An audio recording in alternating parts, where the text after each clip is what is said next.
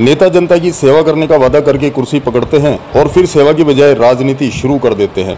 इसी का एक जीता जागता उदाहरण दिल्ली से सामने आया है। देखिए, दिल्ली के मालिक जनता के सेवक महामारी में खुद सरकार की अव्यवस्थाओं को व्यवस्थित करने की बजाय इतने नाटकीय व राजनीतिक अंदाज में दिल्ली की जनता की हिम्मत तोड़ने व डर फैलाने और केंद्र सरकार पर निशाना लगाने में लगे हुए हैं। आज जनता को ऐसे नेताओं की राजनीति समझने की आवश्यकता है। मुद्दा था दवा खत्म हो जाने का और केंद्र सरकार से उपलब्ध करवाने की मांग करने का। दिल्ली सरकार इसे हल करने के लिए बैठी है, किंतु दिल्ली के मालिक का इस पर नाटकीय और राजनीतिक देखिए उसका ट्रेलर। शुरुआत होती है खुशखबरी शब्द से और फिर डर की होती है शुरुआत। और एक बड़ी चिंता है। पहले खुशखबरी बताता हूँ। दिल्ली में कोरोना की रफ्तार काफ़ी कम हो गई है। पिछले 24 घंटों में दिल्ली में केवल 2200 कोरोना के केस आए हैं। संक्रमण दर भी घट के पिछले 24 घंटों में केवल 3.5% रह गई है। आज से दिल्ली में युवाओं का वैक्सीनेशन बंद हो गया है। केंद्र सरकार ने युवाओं के लिए जितने वैक्सीन भेजे थे वो खत्म हो गए हैं। सरकार को अपनी जिम्मेवारी अपने स्तर पर निभानी चाहिए, किंतु उसे पब्लिक में रखकर दिल्ली को डराने का कार्य कर रहे दिल्ली के मालिक।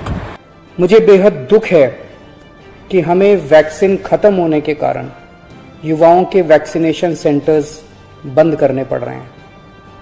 हमने केंद्र सरकार को भी लिख के बताया है। केंद्र से हमने और वैक्सीन मांगी है। जैसे ही हमें और वैक्सीन मिलेगी हम फिर से ये सेंटर शुरू कर देंगे।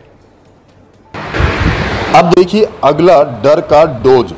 जो बात जनता को बताने की जरूरत ही नहीं है बल्कि समाधान करने की जरूरत है, वो भी जनता के बीच रखी जाती है। दिल्ली को हर महीने 80 लाख वैक्सीन की जरूरत है। 80 लाख डोजेस की। इसके मुकाबले मई में हमें केवल 16 लाख वैक्सीन मिली और जून के महीने के लिए केंद्र ने दिल्ली का कोटा और भी कम कर दिया है। केंद्र सरकार से हमें जो चिट्ठी आई है कि जून में हमें केवल 8 लाख वैक्सीन दी जाएगी। मई में 16 लाख दी थी, जून में 8 लाख देंगे।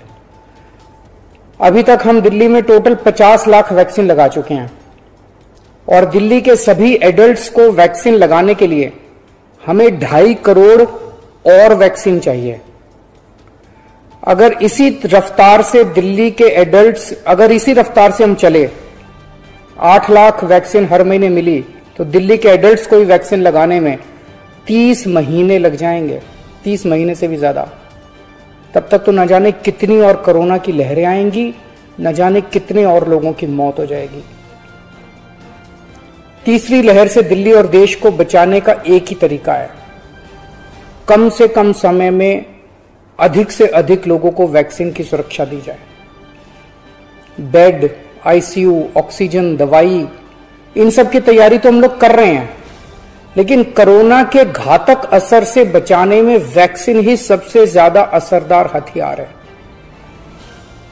वैक्सीन की कमी केवल सरकार की चिंता नहीं है, आम आदमी भी वैक्सीन के इस संकट से बहुत डरा हुआ है। अब इन नेताजी का डर का अगला डोज, जिसमें वे सुनाते हैं एक भावनात्मक कहानी। क्या ये जनता में डर फैलाने वाली बात नहीं है? कल एक अम्मा का फोन आया, बोली मुझे और मेरे बेटे को वैक्सीन लगवानी है। मैंने पूछा अम्मा कितनी उम्र है दोनों की? बोली मेरी उम्र 65 साल है, मेरे बेटे की उम्र 35 साल।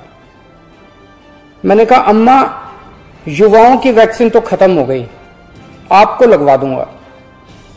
थोड़ा सोच के बोली अच्छा मेरे वाली वैक्सीन मेरे बेटे को लगवा दे। वो नौकरी के लिए घर से बाहर जाता है, मैं तो बूढ़ी हो गई, उसे तो आगे परिवार भी संभालना है, इसलिए उसका सुरक्षित रहना जरूरी है। यह सुन के दिल में बहुत पीड़ा हुई। आज वैक्सीन की कमी की वजह से देश में बेहद मुश्किल हालात पैदा हो गए। अगर देश में किसी पिता, किसी बेटे, किसी भाई, किसी मां, किसी बहन के सामने यह धर्म संकट है कि वो खुद वैक्सीन ले या अपने परिवार के युवाओं के लिए छोड़ दे तो इससे ज्यादा दुखद बात और क्या हो सकती है। इसके बाद तो दिल्ली के सीएम ने हद ही कर दी। सरकार को जो कार्य अपने स्तर पर कर लेना चाहिए उन कार्यों को पब्लिक के बीच ही बताने लग गए। आखिर इससे ये साबित क्या करना चाहते हैं? कोरोना से लोगों की जान बचाने के लिए हमें देश में वैक्सीन की उपलब्धता तुरंत बढ़ानी पड़ेगी। इसके लिए केंद्र सरकार को मेरे 4 सुझाव हैं। पहला, भारतीय बायोटेक कंपनी जो कोवैक्सीन बनाती है वो अपनी वैक्सीन का फॉर्मूला दूसरी कंपनियों को देने को तैयार हो गई है। देश में वैक्सीन बनाने वाली ढेरों कंपनियां हैं। दिल्ली के सीएम अरविंद केजरीवाल यहीं पर नहीं रुके। उन्होंने अपनी हदें पार करते हुए केंद्र सरकार को क्या करना चाहिए ये भी उनको सिखा डाला। केंद्र सरकार तुरंत उन सभी कंपनियों को बुलाए और उन्हें आदेश दे, उनसे रिक्वेस्ट ना करे, उन्हें आदेश दे कि वे सभी कंपनियां युद्ध स्तर पर समयबद्ध तरीके से वैक्सीन बनाना तुरंत चालू करें। मैं पूरी विनम्रता से कहना चाहता हूं कि इन सभी कंपनियों को अगले 24 घंटे में बुलाकर ये आदेश दिए जाएं। एक और जहां दिल्ली के लोग अस्पतालों की लूट, दवाओं की कालाबाजारी, लापरवाही और बेरोजगारी की पीड़ा सह रही है, उसकी चिंता करने की बजाय नेताजी केंद्र को सीख देने में लगे हैं। जैसे कि केंद्र सरकार तो इनके आइडिया के इंतजार में ही बैठी हुई है। मेरी बात को अन्यथा ना लिया जाए। इस वक्त एक एक दिन कीमती है, इसलिए मैं ये बात कह रहा हूं। दूसरा सुझाव, सभी विदेशी वैक्सीन, जितनी विदेशी वैक्सीन है उनको भारत में इस्तेमाल करने की तुरंत इजाजत दी जाए। यह भी 24 घंटे में होना चाहिए, इसमें भी बिल्कुल देरी ना की जाए। और विदेशी वैक्सीन के जितने निर्माता हैं उनसे भारत सरकार बात करे। जनता को राहत पहुंचाने के लिए राज्य सरकारों को भी यदि प्रयास करने पड़े तो उन्हें अपने स्तर पर प्रयास कर लेने चाहिए। किंतु सीएम अरविंद केजरीवाल ने केंद्र से यह तक कह डाला कि इससे राज्यों की आपसी लड़ाई हो रही है। अभी भारत सरकार ने राज्यों पे छोड़ दिया कि स्टेट्स बात करें, हर राज्य अपने अपने स्तर पे विदेशी कंपनी वालों से बात करे। ये कोई अच्छा लगता है? भारत के 36 राज्य और यूनियन टेरिटरी हर कंपनी के सामने जाके आपस में लड़ रहे हैं। महाराष्ट्र हरियाणा से लड़ रहा है, हरियाणा दिल्ली से लड़ रहा है, आपस में लड़ रहे हैं सारे इन कंपनियों के सामने। इससे विदेशों में भारत की क्या छवि बन रही है? अब और जान लीजिए, अब ये बात तो केंद्र सरकार को जैसे पता ही नहीं थी, इसलिए नेताजी केंद्र सरकार को ये भी सिखाने में लगे हुए हैं। भारत सरकार उनसे खरीदेगी तो ये कंपनियां भारत सरकार को बहुत ज्यादा गंभीरता से लेंगी और फिर भारत सरकार तो सीधे इन कंपनियों के देशों की सरकारों से बात कर सकती है ना। और भारत सरकार जब इन कंपनियों से बात करेगी तो भारत सरकार तो कई 100 करोड़ की वैक्सीन खरीदने की बात करेगी, तो जाहिर है ये कंपनियां भारत सरकार से कहीं ज्यादा अच्छे से बात करेंगी। तो भारत सरकार को इनसे वैक्सीन खरीद के राज्यों में बांट देनी चाहिए।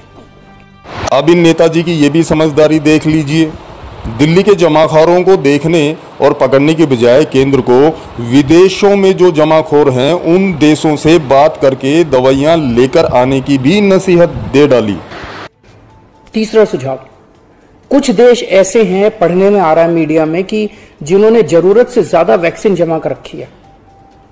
उनकी जनसंख्या जितनी है उसके हिसाब से उनको जितनी वैक्सीन चाहिए उससे कहीं ज्यादा वैक्सीन वो स्टोर करके बैठे हैं। उनसे भारत सरकार को वैक्सीन लेने के लिए गुजारिश करनी चाहिए, प्रार्थना करनी चाहिए। नेताजी ने आखिर में भी केंद्र सरकार को सलाह दे डाली, उसे भी सुन लीजिए। और चौथा सुझाव, ये जितने विदेशी कंपनियां वैक्सीन उत्पादक हैं उन्हें भारत में वैक्सीन उत्पादन करने की भी तुरंत अनुमति दी जाए। केंद्र सरकार को तो पता ही नहीं था कि ऐसा भी हो सकता है, ये भी एक कमाल की बात है।